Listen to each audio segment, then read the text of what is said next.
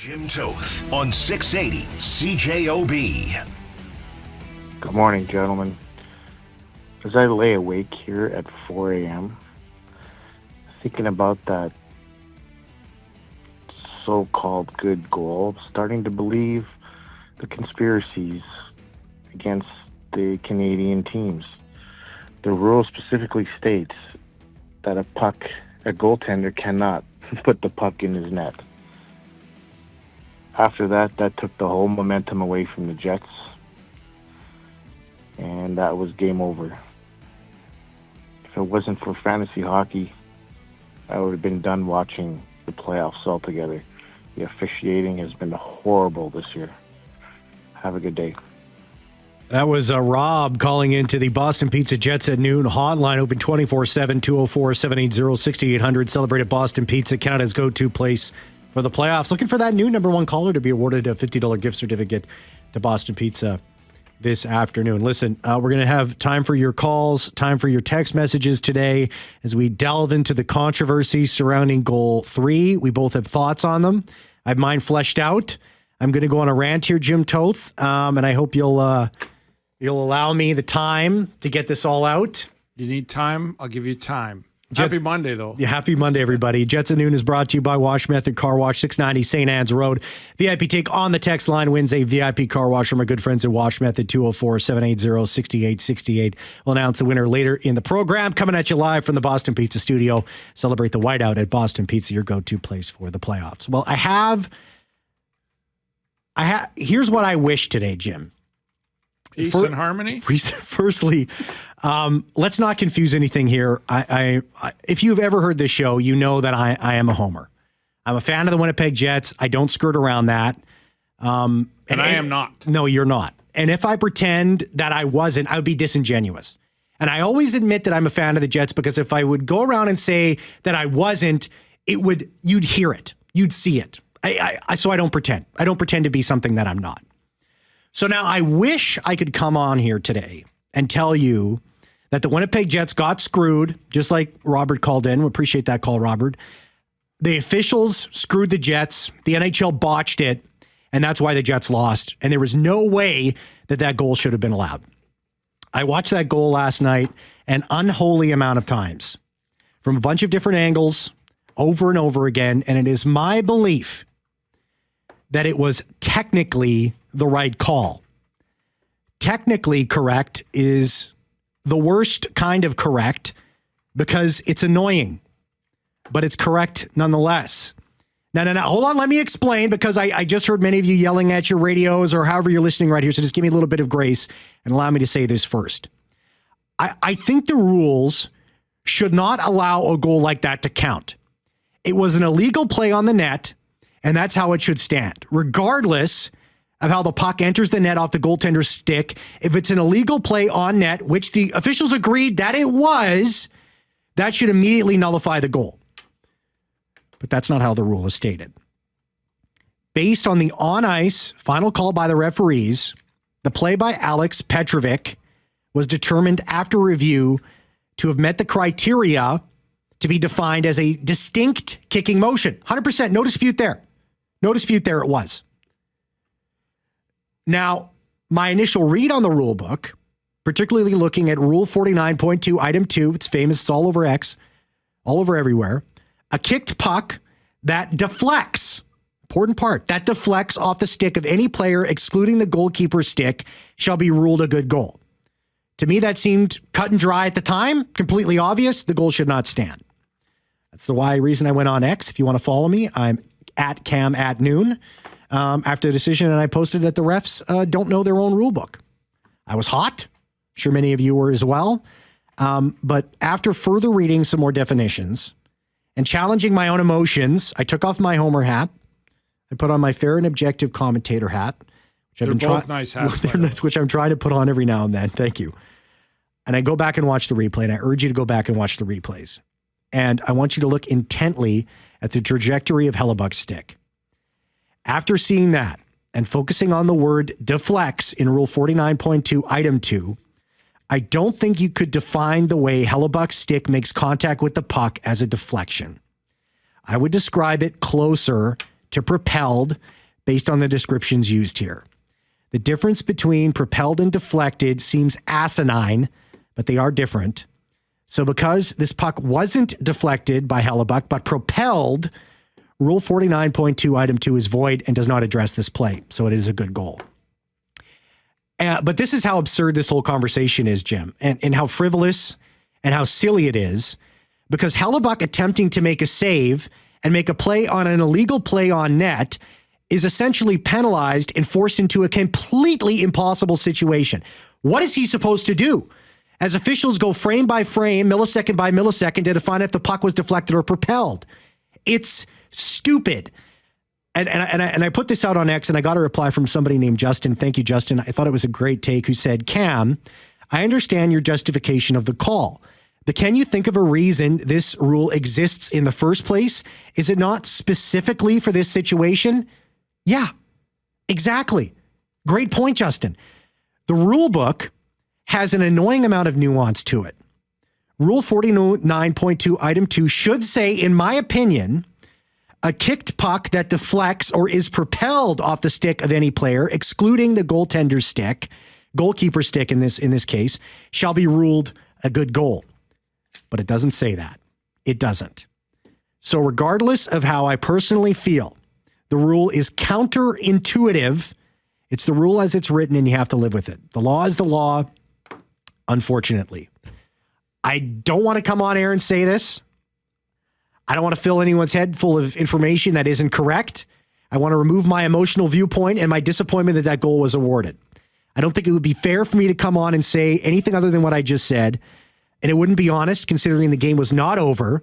There was over 16 minutes left in that game, but the Jets, once again, they deflated on the road, and they lose 5-2, and now they face a situation where I feel they have to win tomorrow in Game 4. Jim, I'd love to hear what you have to say on this, and I'd love to hear any thoughts. Well, I'm like you. I look at the rule book, and I think they blew it. I think that it's, as Bieksa said, it's physics. What do you want the goalie to do when the minute it's kicked? I think the kicked rule comes in if it goes in. Did he propel the puck? Yes, he did. But to me, it doesn't get that far. Did he kick it? It's clear if it goes in off and stuff. So here's my answer to this. Then tell me how you want a goalie to play that.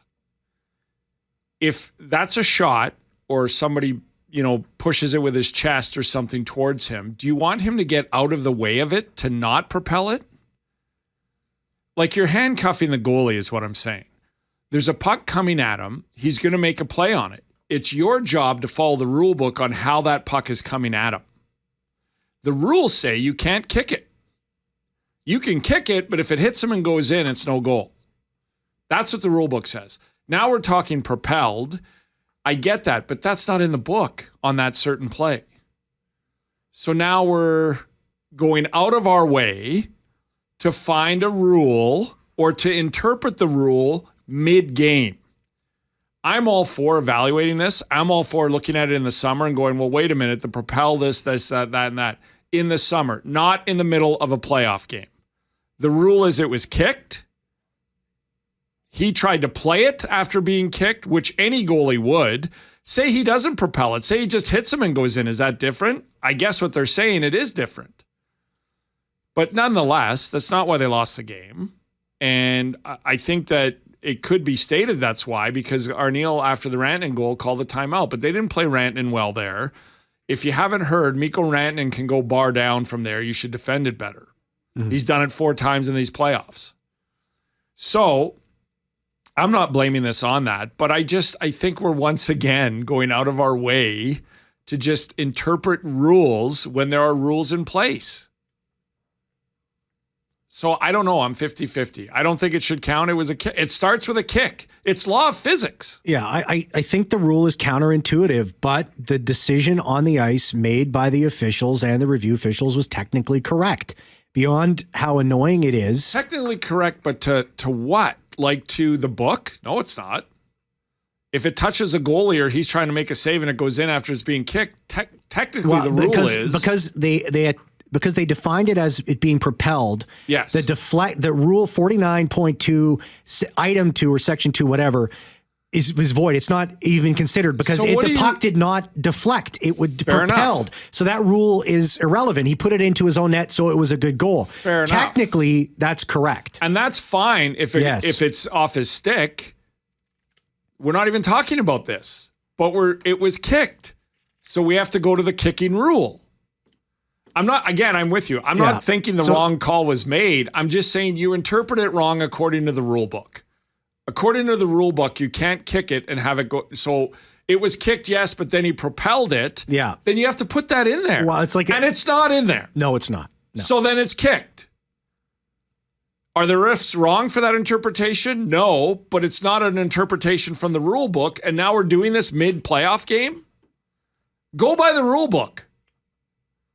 And I would be saying the same thing. I know what people are going to say. I'd be saying the same thing if the Stars. This happened to Ottinger. Again, it seems asinine that we're working through a definition of propelled and deflect, but that's what this honestly comes... 14 minutes in a playoff game, we're working through this? Read the book. Go by what the book says. If Dallas has a problem with it, or if it's a Dallas goal and Winnipeg has a problem with it, tell them this is the book. It's not the Bible. It's not up for interpretation in the middle of a game.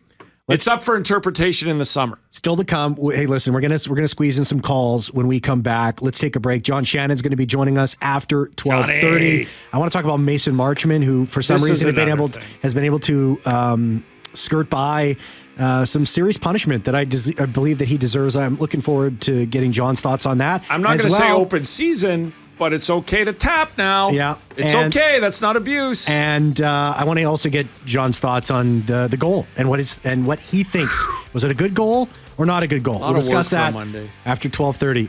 And don't go anywhere. I need a shower.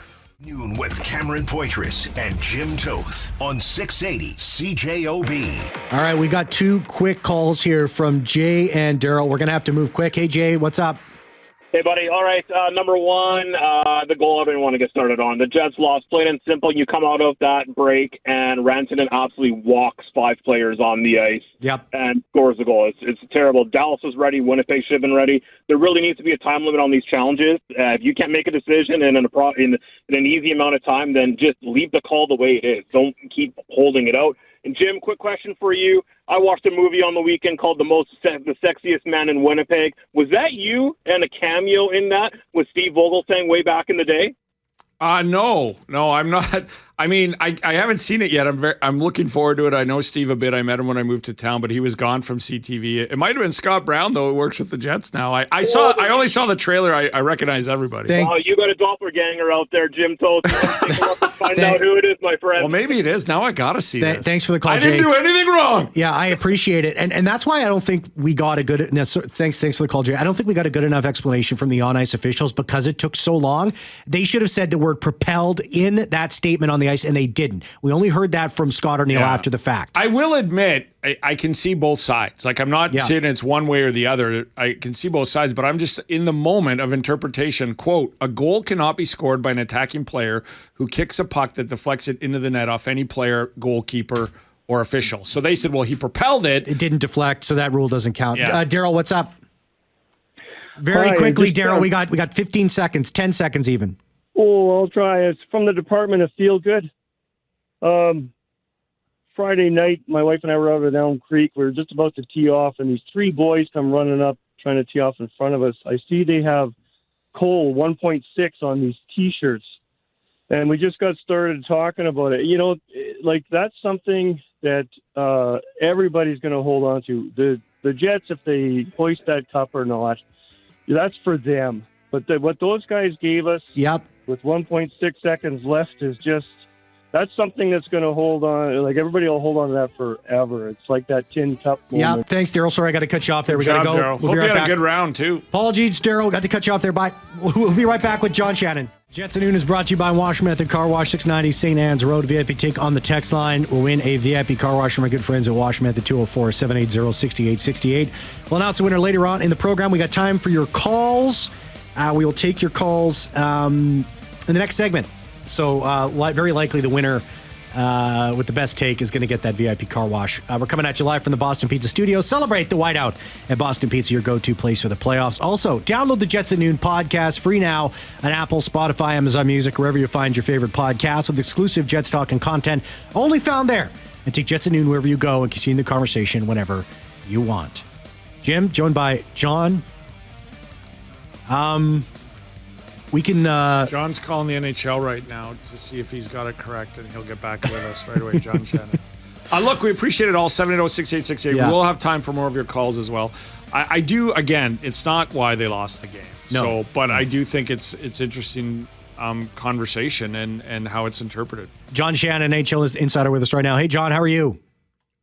Good, boys. Thanks for joining me. I shot you a text message yesterday. I know how you feel about the goal, the third goal in the third period scored by the Dallas Stars. Why don't you give our listeners your thoughts on the goal that sort of broke the Jets back and set them back in the game? Well, I thought it was a good goal right from the beginning, even if Alex Petrovic had the kicking motion, because I felt that Connor Hellebuck played the puck. And the moment the goaltender plays the puck, as opposed to having it deflect off of him, the moment it's interpreted that he plays the puck, then it becomes a good goal. So what is a goaltender in a situation like that supposed to do? He's supposed to make a save. Stop the puck. Yeah. But so it may, but sometimes, and we've seen puck luck happen all the time. Sometimes bounces occur. Sometimes the puck doesn't sit flat on the blade of your stick, and it goes a different way, and that's exactly what happened. So the way that I've interpreted this, and I watched the replay an unholy amount of times, John, is that because the play by Connor Hellebuck was deemed that he propelled it and it did not deflect off his stick, then that rule that was all over X, all over Twitter yesterday, 49.2 section 2, that a kicked puck that deflects off the stick of any player, excluding the goalkeeper's stick, shall be ruled a good goal. Well, it didn't deflect. It propelled. So that rule has nothing to do with the play that actually happened. That's my interpretation of it. That's what I always understood as well. Even before I went to the rule book, if Connor plays the puck, and and the officials on the ice and the people in the Situation Room in Toronto believed he played the puck, that changes the interpretation. And as soon as he plays the puck, then the puck then becomes legal, and the going in the net is just a circumstance of that. Yeah. So let's live in a scenario where Connor Hellebuck did not play the puck and that puck went in the net, then that would not have been a good goal. Correct. Okay. I got you. I understand. So on the other one too, John, the tap on the official, it's up to the official to decide whether that's abuse or not. That's right. The Mason Marchment one. Yeah. So Graham Skeletor elected not to write up an abusive officials mark on his regular report, and therefore there's no need to proceed.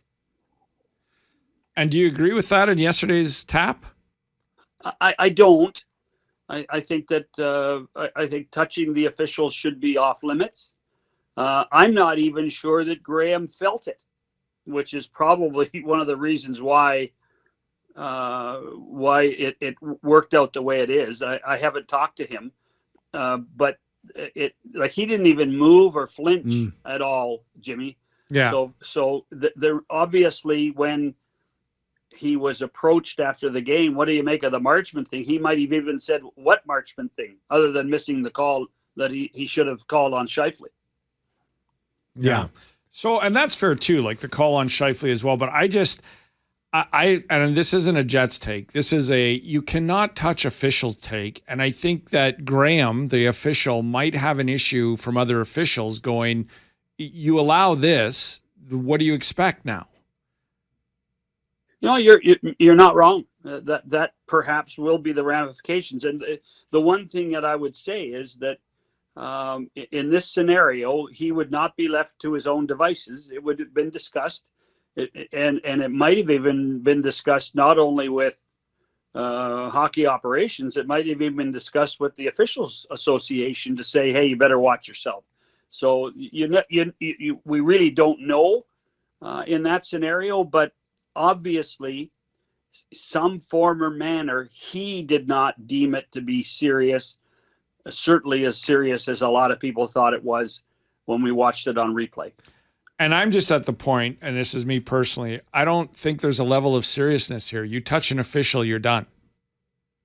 No, well, that's why. Yeah, you're not wrong. You're not wrong. I kind of feel that way myself. And regardless of the controversy around the third goal that Dallas scored, there was still over 16 minutes left in the third period. This was not a lost cause for the Winnipeg Jets, but what we saw once again, John, was this team, when something goes wrong, when they're on the road, these playoffs, unravel. And that's exactly what happened with that goal from Rantanen. Well, let's face it, Cam, he's tough to beat. Mikko Rantanen is on a mission right now. It certainly seems that way. And the chemistry that he has created with his fellow Finns in Granlund and Hintz is something to behold. That I'm not sure what more anybody could have done there. When he's on a roll, he's on a roll. At the same time, the Jets, in their own zone, as much as I do have a little bit of concern about what Connor Hellebuck saw and what he stopped, the forecheck disappeared. Dallas was found themselves getting out of their zone with a great deal of ease. I'm not sure how much Jake Ottinger was challenged in the game.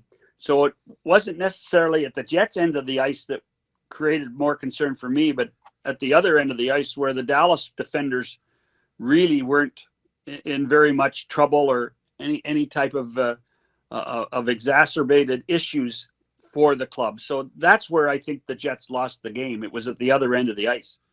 Would you change anything if you're Scott Arniel, given the fact that lineup got a 4-0 shutout, and then what you pointed out, John, and I agree. Does he roll back the same lineup? Does he want Luke Schenn back out there? Where do you think this goes for the next game? Well, so that's the one question, and we talked about it on the pregame show. I think if Dallas can play a really passive game, and if Dallas is passive, that's advantage Winnipeg. Dallas was a lot more aggressive at home in Game 3 than we have seen them in the first two games of the series. And that was everybody. Sure, we expected out of Jamie Benn, but we saw Wyatt Johnson finishing checks. We saw other people finishing checks. So the question becomes: do you fight fire with fire, or do you just do you believe that what Colin Miller and Hayden Fleury can do in playing defense the way they do, is that more advantageous because Dallas can be passive, or do you want to put Luke Schenn in and be a little more aggressive in your checking? The one thing I would say is maybe Luke Schenn's just not fast enough.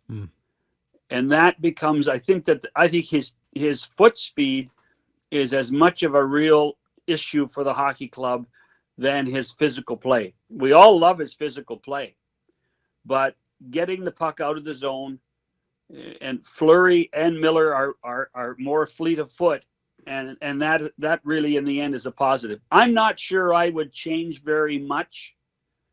I've been an advocate of keeping the lines together a lot. There's no reason to think that certainly the top three lines should stay, in my opinion, stay the same, simply because that's the success this team has had all season long with those three lines. And then the rest, I think, is just on the periphery, really. Those three lines got you here. I think those three lines can get you out of the trouble, too. John Shannon, NHL Insider, on the show. John, thanks so much. I really appreciate your time. Take care. Cheers. Thanks, John. Have a good one. 204-780-6868. So are you leaning towards anything here, or like are you leaning towards it was the right call? Or yeah, no, I like I've said going into the show, I think it was technically the right call. I mean, does the rule need to be fleshed out a little bit more? Yeah, I think that should be debated, but I rewatching it, Hellebuyck propelled the puck, and by the rule, the rule states deflected. It doesn't mention propelled. So if Hellebuyck put the puck in his net, as John said, he played it. It was a good goal. I think technically the right decision was made. You know, it's not fun. I don't like coming on here and saying that. Listen, I wish I could come on here. You love it. No, I wish I could come out here and say the Jets got screwed. The NHL botched that call, and the Jets are, oh man, this is total BS. No, I think looking at the rule book, the right call was made. As much as I don't like saying that, and I'm a homer, believe me, I want the Jets to win this series. But yeah, and I'm not a homer. I want the officiating to be better, more consistent. I'm more upset about the tap. I'm sorry, you cannot touch an official. And for Graham, that official, to sit there and go, not even make a call on it in play, and then Marchment comes out and says, "Oh, here's my rib," and blah blah blah. I was upset. Well, I'm sorry, and I like Mason Marchment as a player. I think he's a really effective player. But now you're just basically, whenever a player gets extremely frustrated, he can give you a whack. Well, I think he should be suspended for 10 games. The last time this happened, a player was suspended for 10 games. I absolutely think he should be. Now he doesn't even get because the official said, I didn't. It doesn't matter. Good luck at the officiating golf tournament this summer. Listen, you're making that call for all the other refs too as well at the end of the day. It's just, you can lose your temper, and it's an emotional game. You cannot touch me. And we're not talking about I'm so fired up I skated over to give you my peace of mind and I bumped into you. We're not talking about that. We're talking about a deliberate tap. It's a whack, but I'll say tap to try and downplay it as it wasn't vicious or anything. But you cannot tap the official. Let's take one call and then let's take a break and we'll come back. We'll get to the rest. Gordon, you're on Jets at Noon. Real quick, we just want to make sure we got time for everybody. Yeah, guys. I don't know what they're doing. Power play is garbage. You know what? It's just garbage. It's been garbage for a long time. They're waiting for the seam pass. Stick a big body in front of the net. If you got to even put Lowry out there, put somebody in front of the net, shoot the puck. Yeah, Gordon, they're getting opportunities. They're just not bearing it, and that's just not good. It's not good enough. It's not good enough. They have to score. It has to score. They're not getting any opportunities. How many shots do they get on net? They are getting opportunities, Gordon. They're getting are. opportunities. Yeah. Well, you tell me why they're not scoring any goals on the power play. Well, Josh Morrissey missed a wide open net. That's a grade A opportunity. Now, I think that has more to do with his shoulder than anything. Well, why would he miss the net then? I think it's a shoulder. I think it's a shoulder injury. That's what I think. That's why I think he missed. That's one goal. We needed 4 goals to win the game at a certain point in time. Well, you're not wrong. Yeah, you're not wrong about that, Gordon. I'm sorry. I got to let you go here. Let's take a break. Let's come back on the other side. If you are on the line, don't go anywhere. We'll squeeze you guys in when we come back.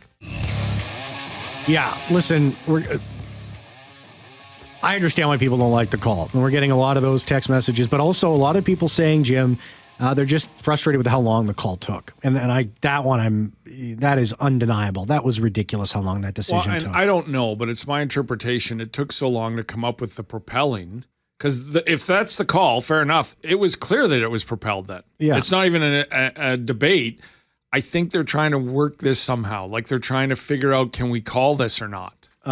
Congratulations to I think it's Bill. I think Bill was the guy who won the VIP text for the VIP car wash. Our good friends at Wash Method 690 St. Anne's Road. He said it shouldn't be up to the referee. It should be up to the league, and the referees union should be up in arms right now about the Marchment's tap on the ref. You're absolutely right. I wouldn't be surprised if that changes now. If this is a decision made by the referee, it shouldn't be up to them. It should be up to the league and the referees union, and they should be the ones pushing for this stuff now. You have a spotter for concussions. There can be an official that goes, wait a minute, that's not allowed. That's right. Yeah. And you could say, well, let the call the flow of the game about. That's not allowed. No. And if you don't want to call it, Graham, we're calling it for you. He cannot touch you. Well, that's exactly right. I totally agree. Is it Thomas or Tomash with us right now? It's Tomash. Thank you. Just a couple points, guys. I think they're protecting the refs when they don't overturn a call on the ice, and I think it's ironic that they don't protect the refs when Marchment taps the ref there. So I'm wondering what the NHL is up to there. And also, at the end of the day, I know they lost momentum, but really, we don't want to support. Does the NHL want people kicking goals? I mean, the second he kicks the puck, it should be game over on the call there, I think. Well, I agree with you, Tomash. I think that should be the rule. I think as soon as he makes an illegal play, which the referees admitted to, that it was an illegal play, he did kick it. As far as I'm concerned, regardless if it propels into the net or deflects into the net, it shouldn't be a goal. But as the rule, we're getting into semantics, right? It's asinine. They're trying not to overturn a call to not make the refs look bad, but then they make the refs look horrible when they don't do any supplementary discipline for Marchment. Yeah, Tomash, it's silly, right? But the fact of the matter is the rule is what the rule is as of right now, and technically, I think the right call was made. This is the frustrating part. Agreed. On the Marchment one, my last point is they've got a responsibility also to junior leagues and to the rest of the leagues where kids are watching that, and now they think they can probably tap refs. So, I was going to bring that, Tomash. I was going to bring that that point up. What are you teaching the other officials and every other person and every other? Like, if you do that in a beer league, you're done. Yep.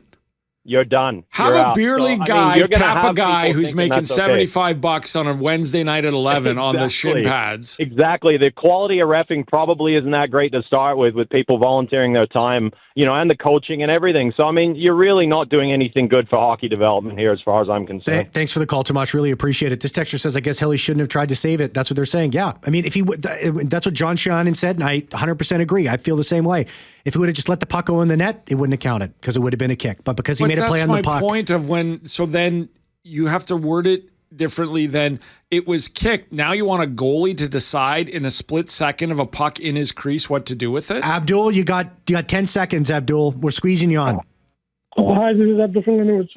Number one, I agree with the issue about refs. Soccer is no better. Number two is that the Jets, despite all the inconveniences, if they had scored in their power plays and they stopped this guy Rantanen, then maybe would be. You're right. Abdul, got to get that power play Abdul, going. you're right. Sorry I had to pop you on hold because we got to go here. Miss your chance. Get your thoughts on the show calls today. after one. Call the Boston Pizza Jets at noon. Hockey hotline open 24/7, 204-780-6800. Celebrate at Boston Pizza, Canada's go-to place for the playoffs. Pre-game at 5. Puck drop at 7 tomorrow. The Jets win tonight. Make it 2-2. None of this matters. Jim Toth.